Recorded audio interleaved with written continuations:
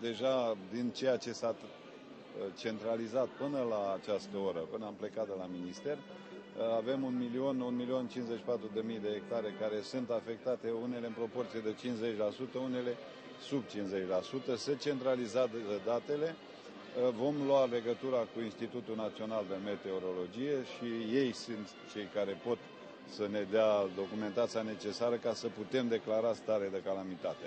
Oricum vom avea calamitate, o mare suprafață. Dar în partea de sud, sud-est și chiar est, sau să zicem sudul Moldovei, va fi secetă, în special în iulie și august. Rezervele de apă, atât din cursurile interioare, cât și din Dunăre, și la asemenea subterane, sunt la valori care să asigure cerința de apă, atât pentru populație, industrie, irigații, alte activități agricole, precum și zootehnie.